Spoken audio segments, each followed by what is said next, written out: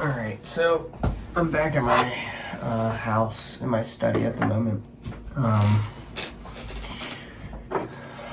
We just completed backfilling the septic risers and testing the septic pump that we installed. So all that looks good. The next thing I'm going to do relative to the septic is I'm going to install a septic alarm system.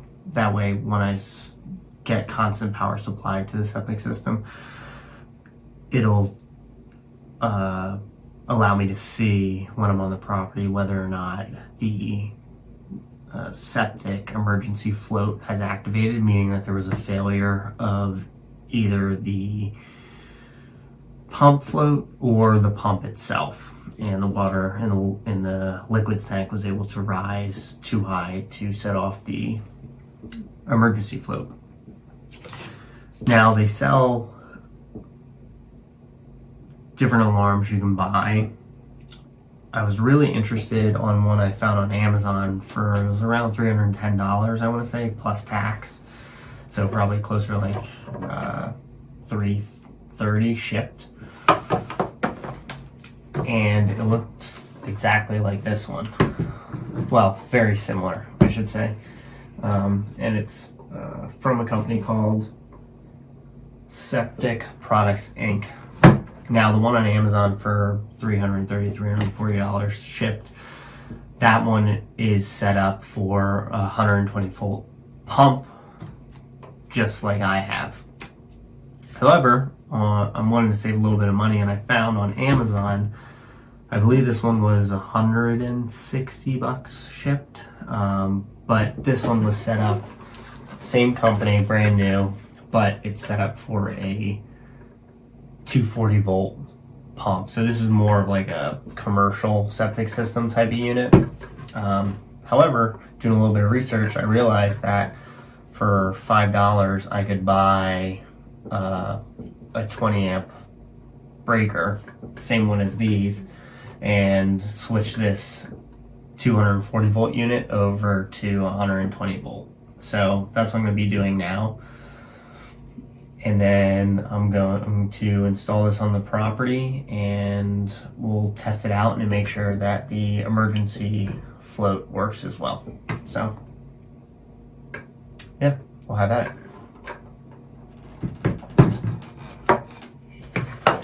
Oh, one last note. I also am using I was trying to be as frugal as I can. I'm using the excess cord and plug from the recently installed effluent pump for the septic system. So I'm just going to use the extra that I cut off of that when I wired that in to wire this up. So what I'm going to be doing, you can see they have a 25 amp breaker here. I probably could have got away with leaving the 25 amp breakers when switching this from 240 volt to 120 volt, but what I'm going to do instead is switch these over to this 20 amp circuit, just because that's really what the pump needs as a circuit breaker. 25 amps might be a little too much and allow it to damage itself. So basically the way this is set up is you have your 240 volts coming in two different lines here. Here's the schematic. So basically what we're going to do is I'm going to eliminate one of these lines, and I'll probably eliminate line 2 simply because line 1 already has the power to the alarm, the emergency float already set up into it. So I'm going to remove line 2. This bay, then the line 2 bay will then just be completely blank, and I'll drill a hole in the bottom here to run the cord up through. So this will run up through here. I'll split these, take these 3 wires. The ground will go here. the power going in will go here, and then this is where the neutral will go.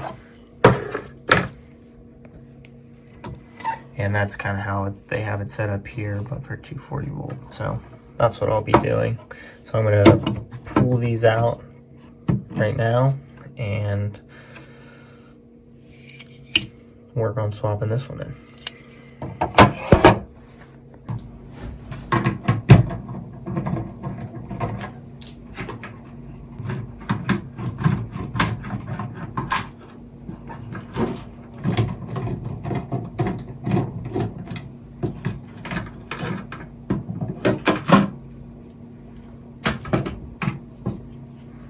That one out pretty easy.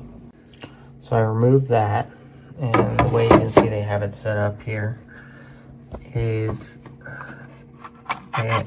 this appears to be pretty thick aluminum plate actually. I really like this unit, just how neat everything is and how well manufactured it appears to be. And you can see that they actually just tapped into this aluminum plate. So what I'm gonna have to do is figure out a way to, in order to get the 20 amp to sit in here nicely, what I'll have to do is figure out a way to put a hole right there and then tap it with this particular thread so that it'll hold this in place. So that's what we'll work on now. Alright, so I installed the 20 amp one, locked it up against that one on the back, lined up the holes here to be pretty close to one another. And then what I did is I took this part from over here, and then I marked with a Sharpie where I have to drill a clearance hole to then tap with the self-tapping screw. The way I'm figuring out what type of clearance hole to use is I'm just using the back end of drill bits, seeing which one fits down in. This is a 3/32. It's got a little bit of wiggle on the sides. And this is a 7/64, which it goes in, but doesn't really move around once it's down in there. So what I'll do is I'm going to start with the 3/32, open up this hole, and then see if I can do a little self-tapping with the screw. If that doesn't work, or if I feel that it's a little too difficult yet, then I'll come down through with this one. One thing to note is it's generally bad practice to have metal particulates floating around in a circuit box, so I'll be using a vacuum to while I'm drilling to suck up any metal flake particles that are coming off the hole. Alright, poke the first hole through. Not sure if you can see it here, but I did not, I was just pecking, so I didn't poke through and damage the underside of the box, which that's pretty key. So I'll try and screw in the screw now. Well, that didn't go as promised. There's the screw. There's the head of the screw. So now I gotta kind of figure out, one, I need a new screw, and two, how to get that out of there. More to come. Alright, well, I was able to drill this out. I had to take the whole plate out and flip it over, drill it out from the back side.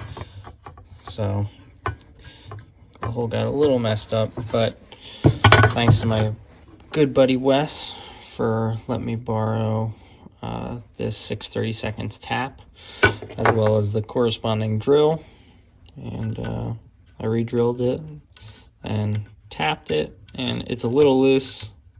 That's my fault, but it'll work. So now that that's done, we'll reassemble the whole thing. It was worthwhile for me to take the plate off anyway, so I can vacuum up some of this debris that's down inside here. All right, so I installed everything back in.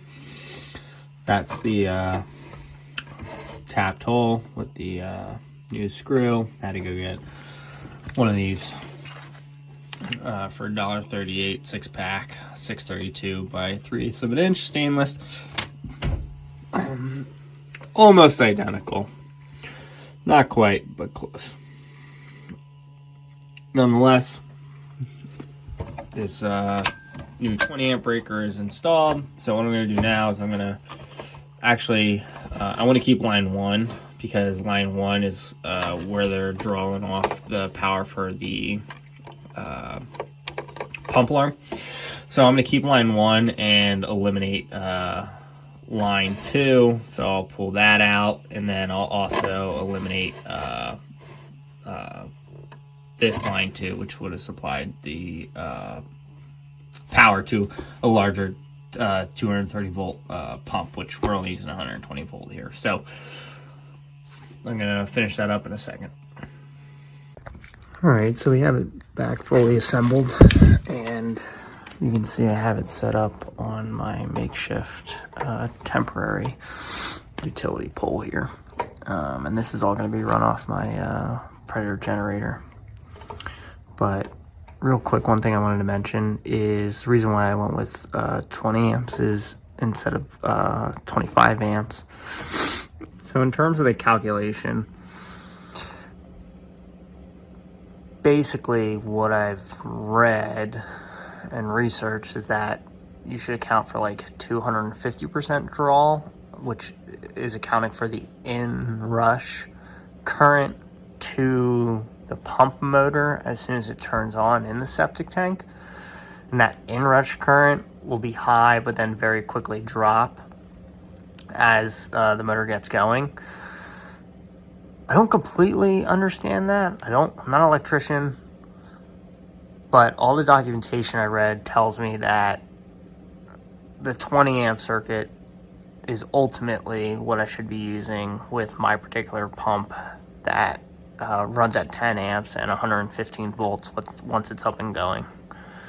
Next time I run it, and I have this set up, I'll try and take a current measurement to see actually what the draw is starting up, because that's ultimately the best way to do it, is to actually measure the amperage draw on startup for your pump, and that's kind of the best way to determine what breaker size you can use. But it seems like pretty industry standard for a 1/2 horsepower pump or a 1/3 horsepower pump, which my particular pump is, you should be using a 20 amp breaker. So that's why I went with the 20. But yeah, so I have that set up on my tree here, and now I'm working on setting up the breaker for this will be for the 230 volt well pump.